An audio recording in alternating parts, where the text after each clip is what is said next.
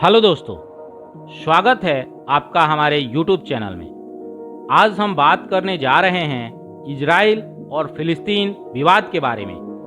7 साल बाद अर्थात 2014 के बाद इजराइल और फिलिस्तीन एक बार फिर आमने सामने हैं। लगातार हो रहे हवाई हमलों और गोलीबारी के बीच एक बार फिर दोनों देशों के बीच युद्ध जैसे हालात बन गए हैं। आइए आज हम जानते हैं इजराइल और फिलिस्तीन की विवाद की जड़ क्या है। ऐसा क्या कारण है कि दोनों देशों के बीच संबंध सामान्य नहीं हो पा रहे हैं। इजराइल और फिलिस्तीन के बीच संघर्ष का इतिहास लगभग 100 साल पुराना है। अरब और यहूदियों के बीच संघर्ष को समाप्त करने में असफल रहे ब्रिटेन ने वर्ष 1948 में फिलिस्तीन से अपने सुरक्षा बलों को हटा लिया और इस मुद्दे के समाधान के लिए संयुक्त राष्ट्र के सामने प्रस्तुत किया।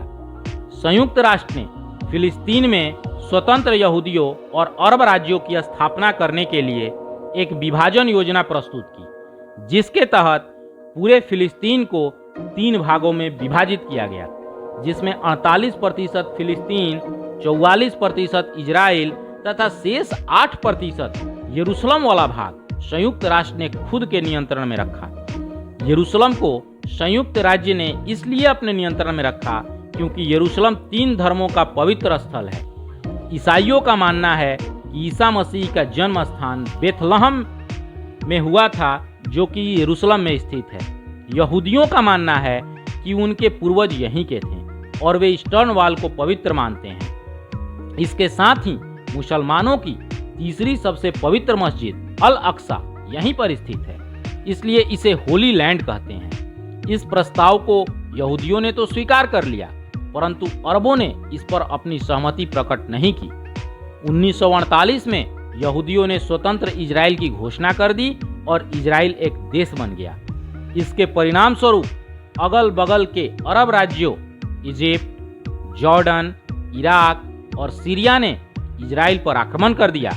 युद्ध के अंत में संयुक्त राज्य की विभाजन योजना के अनुसार प्राप्त भूमि से भी अधिक भूमि पर इजराइल ने अपना नियंत्रण स्थापित कर लिया। इसके पश्चात दोनों देशों के बीच संघर्ष तेज होने लगा और वर्ष 1967 में प्रसिद्ध 6 डे वॉर हुआ, जिसमें इजराइल सेना ने गोल्डन हाइट्स, वेस्ट बैंक तथा पूर्वी यरूशलेम को भी अपने अधिकार क्षेत्र में ले लिया।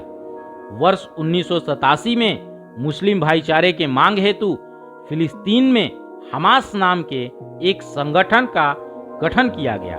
हमास का प्रभाव फिलिस्तीन के उस भाग पर ज्यादा है जो इजराइल के दक्षिण पश्चिम भाग में 45 किलोमीटर की लंबी तथा 6 से 12 किलोमीटर चौड़ी पट्टी के रूप में है। इसे गाजा पट्टी कहते हैं। अभी नया विवाद 7 मई शुक्रवार को जुम्मे की नमाज के साथ प्रदर्शन से शुरू हुआ। साथ ही साथ 10 मई को इजराइल के लोग यरूशलेम डे मनाते हैं।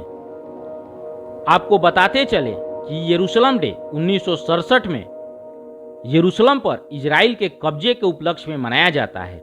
इस उपलक्ष्य में इजरायली शहर के अलग अलग हिस्सों में रैलियां निकालते हैं। फिलिस्तीनियों को आशंका थी कि इजराइल उनके पवित्र स्थलों में घुसने की कोशिश करेंगे।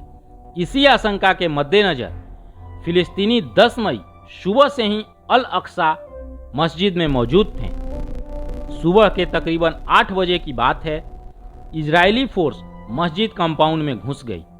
फिलिस्तीनी पत्थर से हमला कर रहे थे और इजरायली फोर्स उन पर ग्रेनेड और रबड़ के बुलेट दाग रही थी। इस झड़प के बाद बवाल मचा और इजरायली फोर्स ने मस्जिद को खाली कराकर उसके दरवाजे बंद करके चाबियों को अपने नियंत्रण में ले लिया। देखते देखते इजराइल में दंगे शुरू हो गए। इसी बीच हमास ने चेतावनी दी कि 10 मई शाम 6 बजे तक इजरायली फोर्सेज मस्जिद परिसर को खाली कर दे, वरना वह इजराइल पर हमला करेगा। देर रात गाजा पट्टी से हमास ने यरूशलेम और इजराइल के अन्य हिस्सों पर रॉकेट दागने शुरू कर दिए, जिसमें से 90% रॉकेट को इजराइल के डिफेंस सिस्टम ने नाकाम कर दिया। जवाबी कार्रवाई में फिलिस्तीन पर इजराइल ने भी हमला किया, जिसमें 100 से अधिक लोगों के मारे जाने की खबर है। आपको बता दें कि 2014 में जब दोनों देशों के बीच संघर्ष हुआ था, तब इजराइल ने फिलिस्तीन पर 6000 से अधिक हवाई हमले किए थे, जिसमें लगभग 2000 लोग मारे गए थे। दोस्तों, अगर हमारा ये वीडियो आपको पसंद आया तो लाइक करें, शेयर करें और हमारे चैनल को सब्सक्राइब करना न भूलें।